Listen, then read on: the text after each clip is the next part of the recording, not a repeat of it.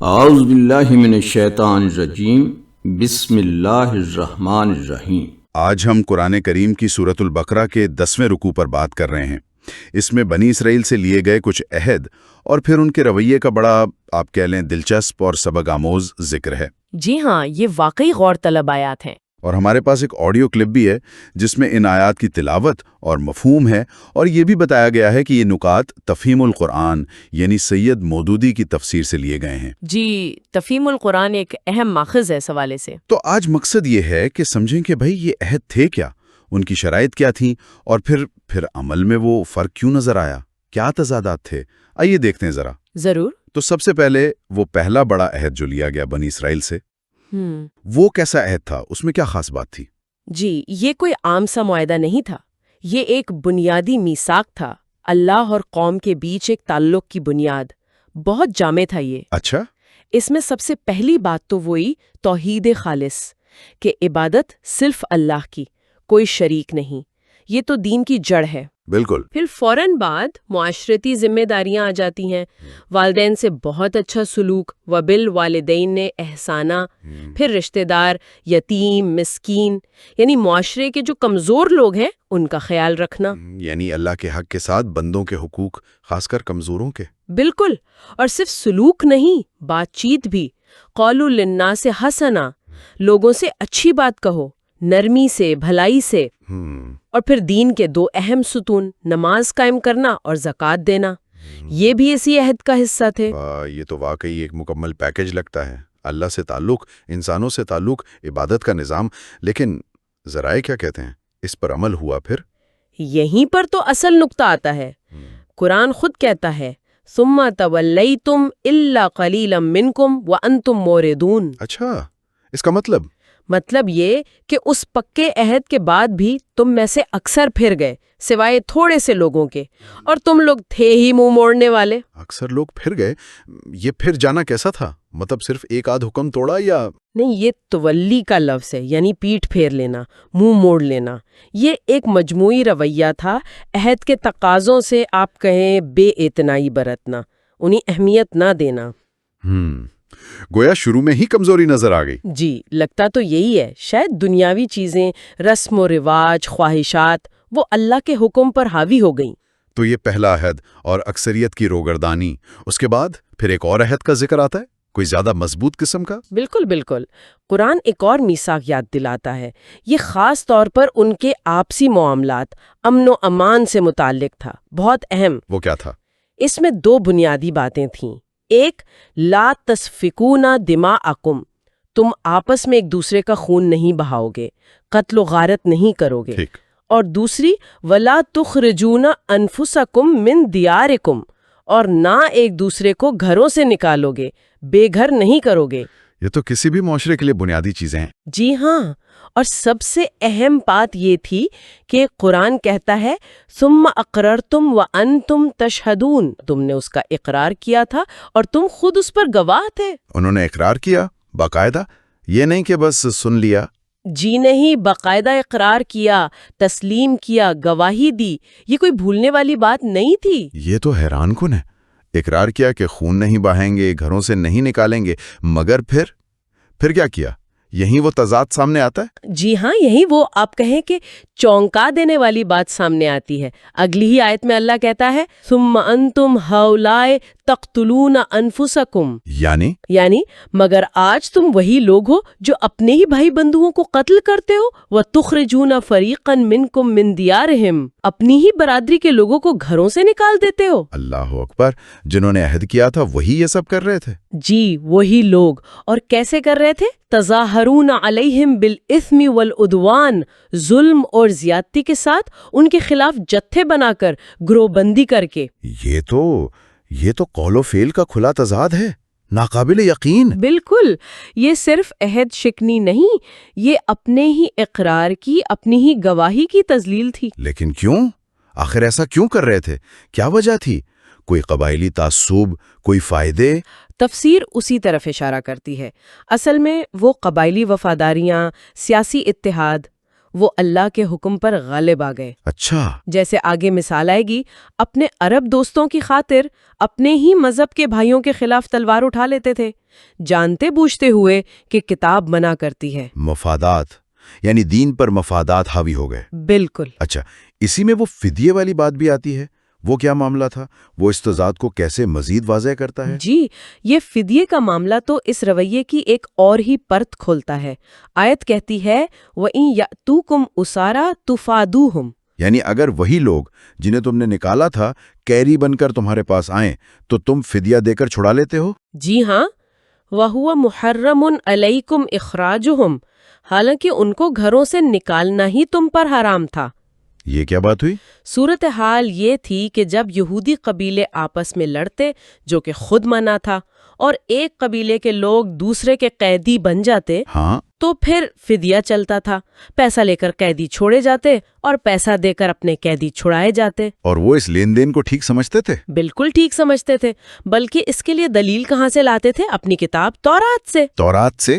کیسے؟ کیونکہ تورات میں جنگی قیدیوں کو، مطلب جو غیر قوموں سے لڑائی میں پکڑے جائیں، انہیں فدیہ لے کر چھوڑنے کا حکم تھا۔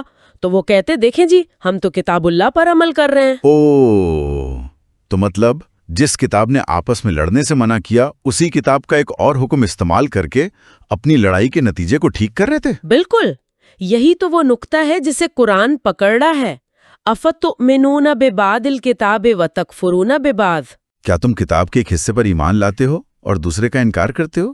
جی، یعنی کتاب سے وہ حکم لے لیا جو آسان لگا، جس میں مصلحت نظر آئی، فدیہ والا، لیکن وہ بنیادی حکم جس نے اس ساری لڑائی کی جڑ کاٹ دی تھی کہ آپس میں لڑنا ہی نہیں ہے، گھر سے نکالنا ہی نہیں ہے، اس کو بالکل نظر انداز کر دیا۔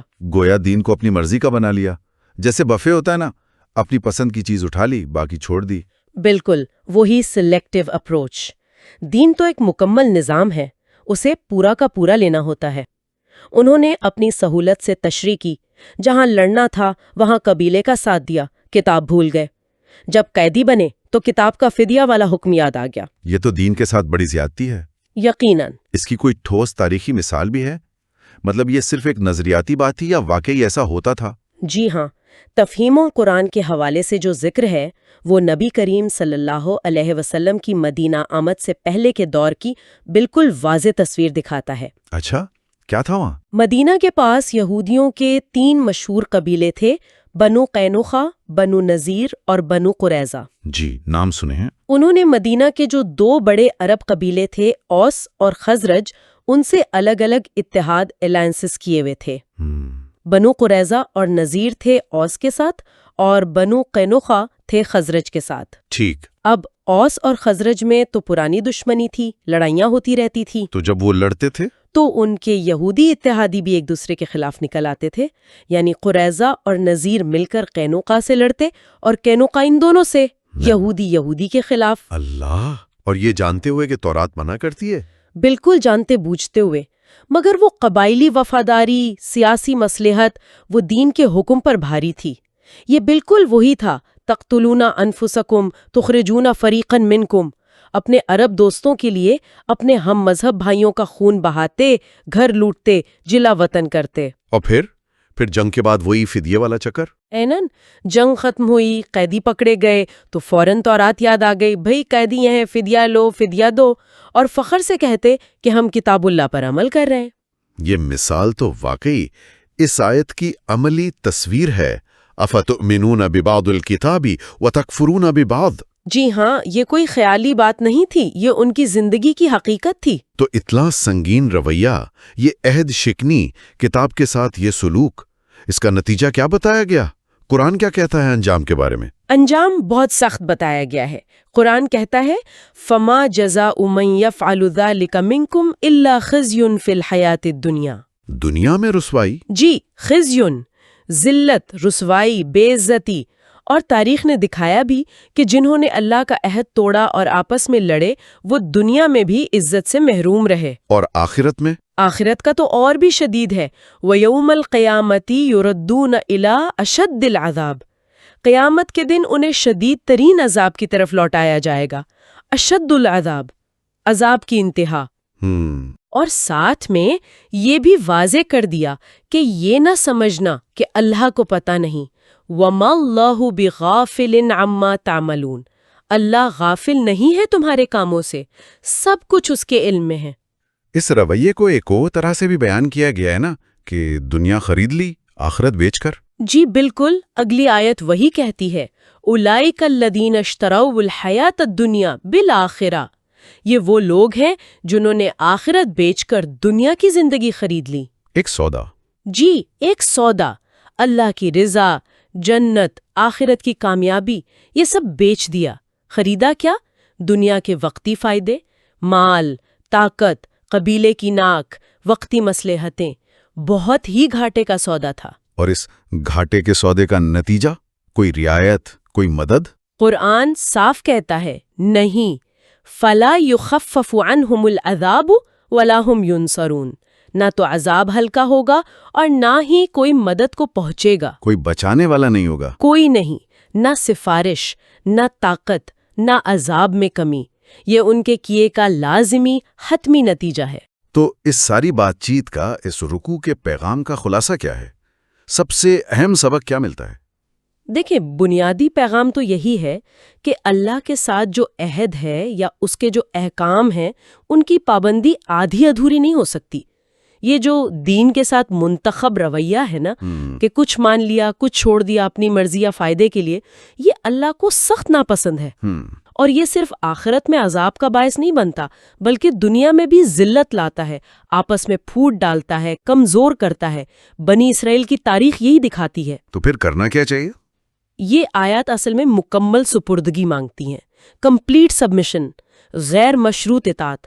اللہ کا حکم ہے تو بس ماننا ہے، خوشی سے، ناخوشی سے، آسانی میں، مشکل میں، اس میں اپنی پسند ناپسند، اپنے فائدے نقصان کی ملاوٹ کرنا، یہ دین کی روح کے خلاف ہے۔ آج ہم نے سورۃ البقرہ کے 10ویں رکوع کے حوالے سے بنی اسرائیل کے عہد، ان کی عہد شکنی اور خاص طور پر یہ جو کتاب کے کچھ حصے پر ایمان اور کچھ کا انکار والا معاملہ تھا، اس کے نتائج کو تفصیل سے دیکھا، خاص طور پر تفہیم قرآن کی روشنی میں۔ یقیناً، اور یہ صرف ایک پرانی قوم کی کہانی نہیں ہے، اس میں سبق ہے ہر اس انسان اور گروہ کے لیے جو کسی بھی آسمانی ہدایت یا اخلاقی اصول کو ماننے کا دعویٰ کرتا ہے۔